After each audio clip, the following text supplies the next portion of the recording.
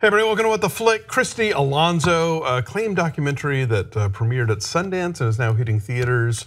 Whose Streets? Right, so this is about the Ferguson riots, but it is from the perspective of people on the ground and random people who either were there or knew Michael Brown or were just in the neighborhood or used this opportunity as a wake-up call to start really keeping cops accountable for the decisions they make and the really dire consequences of them.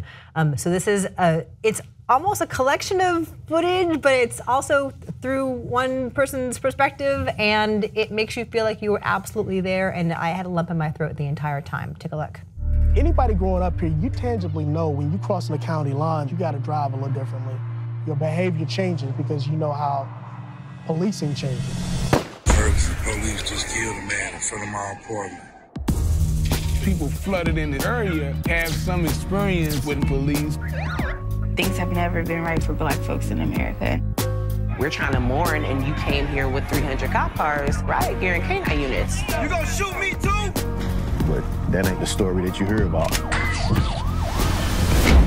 So what I think is so cool about this in a lot of ways is we're seeing that the cell phone now is becoming a very key tool for documentary filmmaking. I mean, this isn't the first movie I've seen that has cell phone footage in it, but there's so many perspectives and there's so many people capturing stuff that news cameras were not getting because they're having tear gas lobbed at them or the rubber bullets, being shot at them and stuff. And so there's a real directness to this film where it felt like some of the least sort of filter I've ever seen on a documentary. Like it's going right to the people involved, right to the people in the neighborhood who are having these confrontations with the police, and it just felt, it is the classic example of what they call the sort of fly on the wall filmmaking. Yeah, for better and for worse. Because a lot of it, is shot great and it looks great and long handheld takes, but a lot of it's like it's a little crazy making.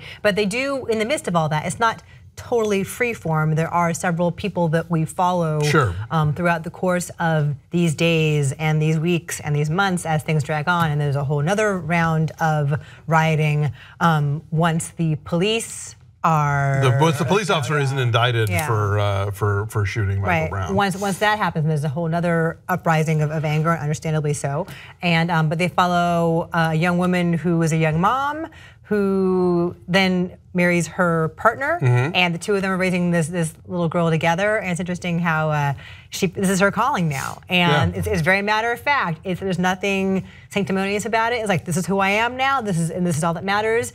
And her little girl is in the thick of it with her, which is kind of frightening at first too. But then it's also ultimately really uplifting and hopeful in terms of what people can impart to the next generation as far as what their role has to be now. No, it reminded me of How to Survive a Plague in terms of it's about people who maybe didn't necessarily think of themselves as ever becoming activists or wanting to be activists, but because of the time and the place where they live, they are compelled to do so. And then you sort of follow the track where, yes, they're making noise and they're in the street and they're standing up to power, and people are telling them not to, and that it's counterproductive, and that it's, how dare you step up to these institutions. But then over time, you see that they make a difference and that they actually do bring about change through, their own efforts. And so, I think it's a really, there's so much talk now about the idea of resistance and the idea of speaking truth to power. And this is a movie where, you see it done. You see the Black Lives Matter movement sort of coming into its own and affecting real change in their sort of local government, local police. Right, and we just talked about Detroit. Last week, right? Was it last week? Recently. A week or two ago, And so, that was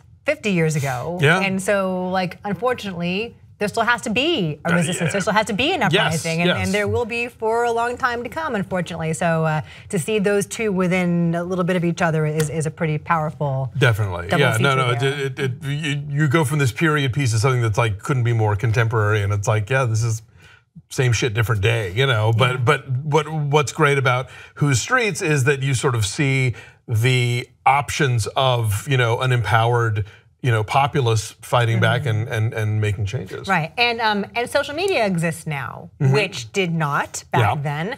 And so one of the main people they follow is a rapper, an activist named Tef Poe, I want to say, and he uses his Twitter feed, and and a bullhorn immediately, but a Twitter feed for the larger world to say, look, like, we can't just go and burn down the convenience store, and helps to organize folks in a way that is impactful. Yeah, and I mean, you've seen that in like the Arab Spring and different, movements around the world have used social media when they've been able to. Some governments obviously sort of crack down on, how that stuff is accessed. But yeah, that's how you reach the populace. Yeah, we should mention it's directed by Sabaah, Folayan, and Damon Davis, and it must have been quite a task to take all that footage from so many different sources over so many different days and weeks and make it all cohesive, and it moves beautifully. It is urgent, it is immediate, and I was moved from the very beginning of it. Me too. Yeah, it's very skillful storytelling because you're right. You're putting together that many different POVs and trying to find who are the characters that are going to kind of carry us through this. I think they do a great job. Yes. So my number is 8.7. What is yours? I said 8.5. Right. Yes. So we're 8.6. So please go seek it out. I think it is available for streaming. Okay. Anyway, it's out there. If not now, soon. Please go find it. Bye.